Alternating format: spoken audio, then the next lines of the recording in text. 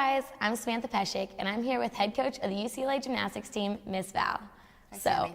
yesterday was a big day in football. Oh, yeah. Tell us how it relates to gymnastics. Well, I love football. And so during football season, I will usually come in on Mondays and correlate some thing that we need to learn about our team through what happened for the games over the weekend. But I felt that I know there's all this controversy over the last play of the game, the holding call that wasn't called in the end zone. And personally, I feel that it's rare that one performance or one call or one play ever determines the outcome of a game. And what I took from that game and what I felt was a great learning lesson for our team was that the 49ers didn't play for 2 quarters. You know, they showed up, second half, played lights out. But we always tell our girls that, you know, you go into a meet, especially for an away meet, where you're starting on bars, you don't have the home crowd. A lot of times, we're just a little flat. We were a little flat up at Stanford this weekend. You know, we have to play 4 quarters. You can't show up after 2 quarters or after the first quarter and expect to win a meet. And that's where I felt the 49ers lost the Super Bowl. So we're trying really hard as a team to make iron sharpen iron. Right. And how does that help us in the end? Right. Well, that phrase has been used a lot lately in sports media and all that. It comes from the Bible that iron sharpens iron, steel sharpens steel. And it right now, my experience has been the teams that we have had that have done very, very well are the teams where you guys take ownership of your team. And instead of me telling somebody with their legs on a back handspring layout, if you can help them in workout, telling them that and saying, listen, let's go head to head and hit 10 series in a row with great form. You're helping your teammate. You are sharpening that teammate. The fact that Vanessa raised the bar now, you know, and has gotten a 10 on vault.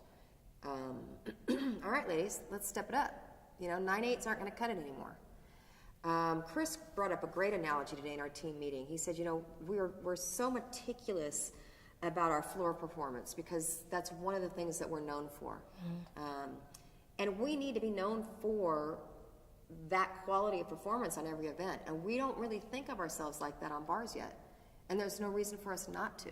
We should be that team that hits beautiful, crisp, clean handstands every time and can hit the tap for that dismount to stick every single time.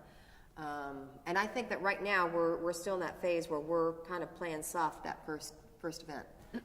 But we need to take all of that back into the gym, and it's time for us coaches to guide the team. But a lot of the fine-tuning will come from teammates helping teammates get better by pushing them, not by just being cheerleaders. You don't need a cheerleader to get better. You know, you need someone to push you to get better. And if we can do that these next few months, we're going to continue to get better and better and better. So second meet on the road, what else have you learned about the team traveling? We're really good competitors. Normally it takes us a while to gear up and get going. You've experienced that, right? Yes. Normally it takes, you know, until end of February, March to start hitting. This team they're very competitive, and they, you know, we're not making many mistakes out there. They're a very easy team to have on the road. It's more difficult during the course of the week. And I think every team, I would be interested to hear if there are other teams out there that don't experience kind of a dip during the week, because you're on this high on the weekends, and then I feel you have to come let down a bit. So it's been a bit of a struggle, you know, keeping them motivated during practice, and not motivated to show up in practice, but motivated to get attention to details and get that desire and that drive to get 1% better every day. But it hasn't been like that in competition. And this year is very different than what I've experienced in the past. And I keep looking at Chris going, why are we competing so well right now? But it's a good thing. So you're talking about the girls competing well on the road, and I think it's something to say that Vanessa's perfect 10s, 6 of them have been on the road. 6 out of the 7. Oh, wow. I did not know that. Yes. You go, Sammy. Okay. Great. So does she, since she's a fifth-year senior, does she lead the pack with competing well on the road? Yes. Vanessa is leading our team right now, competing in every way, shape, or form. And for the one reason, she is thoroughly enjoying the experience. She's having so much fun. She's able to be fully confident in herself. She's training well. She's got that perfect combination of training really hard and very focused and having fun and enjoying her teammates and her coaches. And a day does not go by that my heart stabs thinking that she's not going to be here next year, because she brings that lightness and that joy of sport. Danusha and Lachelle exhibition floor this past weekend. Are we going to see them in lineups? Possibly, yes. They did well, especially Lachelle. She's been a bit concerned about getting injured and all that, but she's been meeting with sports psychologists about it. She's been talking with us about it, and she's ready to go.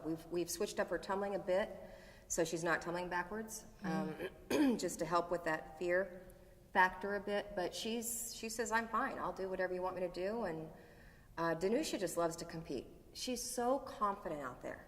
I love watching her, even on balance beam. She just looks around and smiles at people in the crowd, and she's so comfortable on the floor. It's fun to watch her. Looking forward to this weekend. We have Washington, Sac State, and UC Davis. Are you excited to have another competition at home? We're always excited to have competitions at home. There's a new energy in Pauley Pavilion with the seats coming down, with the student section all over here. It is packed, and I don't think it's just a great environment for us. I think it's a great environment for the other teams as well. To come into a big, beautiful arena with all the bells and whistles that are out there available to us now, and it's a fun experience. It's going to be nice. It's our pink meet, and we're honoring breast cancer survivors, including some men. And so I think it's going to be an important meet from that perspective. It's going to be an important meet to get back in front of our home crowd. There are going to be 4 teams here, and normally with a quad meet, it's a 3-ring circus, a 4-ring circus, okay? 2 weeks ago, the University of Utah tried it out where they had the 4 events going at the same time, but they alternated to performers, just, rapid fire. As soon as someone dismounts, they go to the next. So you can see, if you're in the stands, you can see every performance.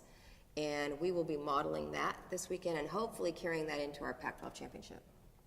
We got an email question from Tom from Glendale. Is Vanessa going to stick with the full? On vault? Yes. Yes. Obviously, we would like her to compete both, because it'd be great if she could be the vault champion again. So, and I think people like seeing the half on.